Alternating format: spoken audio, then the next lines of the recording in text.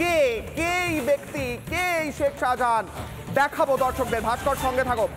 এক সময় সিপিএম নেতা মোসালেম শেখের আত্মীয় হচ্ছে এই শেখ শাহজাহান। একদা সরবেরিয়া পঞ্চায়েত প্রধান সিপিএম নেতা মোসলেম এবং তারই খুব নিকট আত্মীয় এই শেখ শাহজাহান।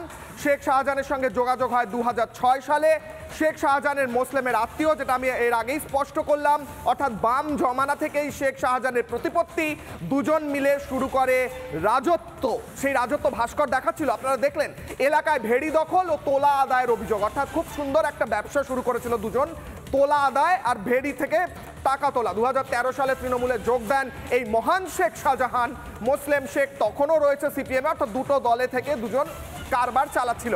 একদা গুরুর সঙ্গে শুরু হয় এলাকা দখলের লড়াই, অর্থাৎ কে বেশি টাকা রোজগার করতে পারবে সেখান থেকে, সেই লড়াই। এলাকায় বেতাজ বাদশা হয়ে যায় শেখ শাহজাহান এবং শাহজাহান ও মোসলেমের এলাকা দখলের লড়াই চলে সেইখানে। 2017 সালে মোসলেম তৃণমূলে এলেও সুবিধা করতে পারেনি, কারণ তার শিষ্য শেখ শাহজাহান তখন অনেক বড় হয়ে গিয়েছে।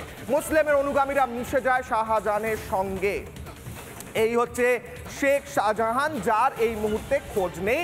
ভাস্কর দরজায় ধাক্কা দিয়ে দিয়ে জিজ্ঞেস করছে, শেখ শাহজাহান বাড়িতে আছেন?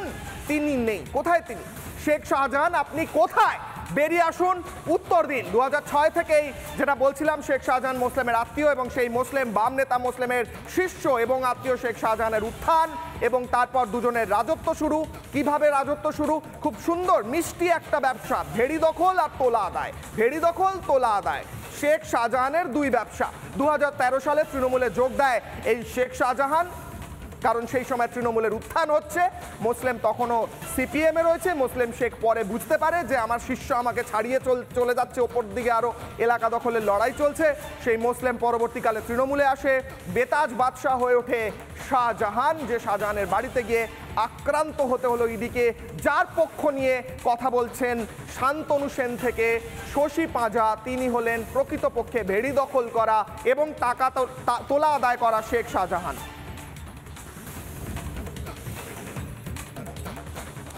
যেমনটা বলছিলাম, শেখ শাহজাহান যিনি তোলা আদায় করতেন, ভেড়ি দখল করতেন, তার সমর্থনে দাঁড়িয়ে মন্ত্রী শশী পাঁজা কি বলছেন তৃণমূল নেত্রী, শুনুন।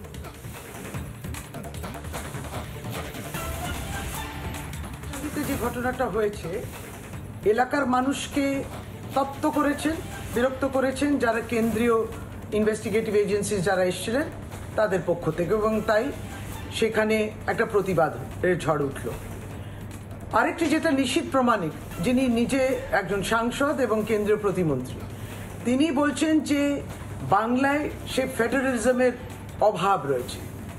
আমরা বলছি যে কেন্দ্র এবং রাজ্য যৌথভাবে কাজ করে, উন্নয়নেরই কাজ হোক, মানুষেরই কাজ হোক।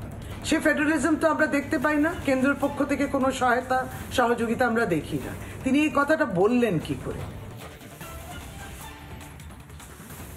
শশী পাঁজা বলছেন, আহারে শেখ শাহজাহানের ওখানে গিয়ে ইডি উত্তক্ত করেছিল, তাই মানুষ নাকি খেপে গেছিল। শান্তনু সেন তৃণমূল সাংসদ, তৃণমূল মুখপাত্র, তিনিও একই রকম কিছু একটা বলছেন, শুনুন তো। দেখুন, ইনভেস্টিগেটিং এজেন্সির অফিসাররা স্থানীয় মানুষদের বিভিন্নভাবে প্ররোচিত করেছে, তাই স্থানীয় মানুষের স্বতঃস্ফূর্ত রিয়াকশন হয়েছে। সারা ভারতবর্ষের মানুষ এই ইনভেস্টিগেটিং এজেন্সির নামে চূড়ান্ত কনস্পিরেসি দেখতে দেখতে তারা আজকে হতাশ হয়ে গেছে। বিশেষ করে এই বাংলায় তৃণমূল কংগ্রেসের বিরুদ্ধে প্রতিদিন দিল্লি পরিচালিত এই কনস্পিরেসি চলছে। আর যে ব্যক্তি এই বিষয়গুলো নিয়ে বিভিন্ন সময় সোশ্যাল মিডিয়ায় লিখছেন, তিনি সবথেকে বেশি দুর্নীতিগ্রস্ত। তাকে প্রকাশ্যে টিভি ক্যামেরার সামনে টাকা নিতে দেখা যায়, অথচ তার কেশাগ্র কেউ স্পর্শ করছে না। Trinamool Congress zero tolerance two corruption শুধু মুখে বলে না, কাজে করে দেখায়, কিন্তু বিজেপি সেটা বলার হিম্মত দেখাবে না। তার কারণ বিজেপির আপাদমস্তক নেতারা দুর্নীতিগ্রস্ত, তৃণমূল কংগ্রেস সেটা করে দেখাতে পারে। শান্তনু সেন বলছেন সাধারণ মানুষ নাকি স্বতঃস্ফূর্তভাবে হামলা চালিয়েছে। আচ্ছা, উদয়ন গুহ কি বলছেন, শুনুন। যদি মাত্র অতিরিক্ত কিছু করে এবং জনগণ, এটা তো কোনো অর্গানাইজ কোনো ইয়ে না, জনগণ ক্ষুব্ধ হয়ে আক্রমণ করেছে বলে আমি শুনেছি, এখন পর্যন্ত দেখিনি, কিন্তু যেটা শুনেছি যে জনগণ ক্ষুব্ধ হয়ে আক্রমণ করেছে। এই ধরনের ঘটনা ঘটতেই পারে। সেখানে সংবাদ মাধ্যমের উপরে আক্রমণ করা, সংবাদ মাধ্যমও যদি মানে যে এমন সব খবর প্রচার করে। আমরা সংবাদ মাধ্যমের বিরুদ্ধে না, সংবাদ মাধ্যমের স্বাধীনতা আছে, গণতান্ত্রিক অধিকার আছে, কিন্তু সব কিছুরই একটা মাত্রা আছে। সেই মাত্রাটা ছাড়িয়ে গেলে জনগণের যদি ক্ষোভ সৃষ্টি হয় তাহলে আমরা কি করতে পারি? তৃণমূলের বক্তব্য শুনলাম, একই কথা বলছেন সকলে। জনতাকে প্ররোচনা দেওয়া হয়েছিল, তাই তারা উত্তক্ত হয়ে হামলা চালিয়েছেন, এমনটাই বলছেন। বিজেপি কি বলছে এই বিষয়ে শুভেন্দু অধিকারী এবং নিশীথ প্রামাণিক, শুনুন।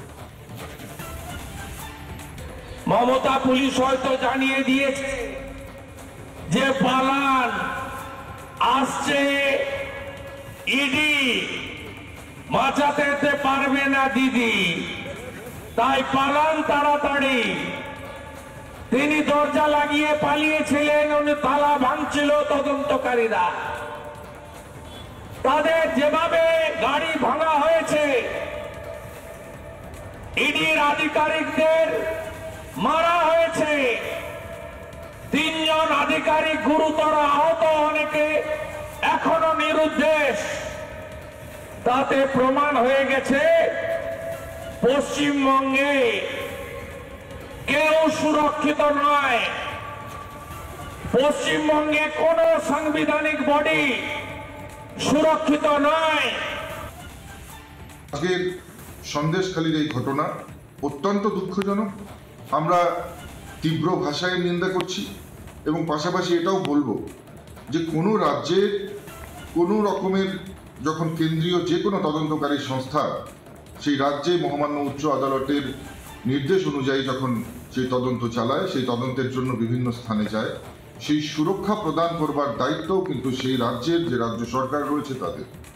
কিন্তু আমরা বারংবার দেখেছি যে পশ্চিমবঙ্গের ক্ষেত্রে বিভিন্ন নিরপেক্ষ তদন্তকারী সংস্থার উপরে বারংবার আক্রমণ এসছে এবং সেই সঙ্গে সঙ্গে আমরা বলবো যে এই আক্রমণ শুধুমাত্র কেন্দ্রীয় নিরপেক্ষ তদন্তকারী সংস্থার উপরে নয়, এই আক্রমণ ফেডারেল স্ট্রাকচারের উপরে আক্রমণ।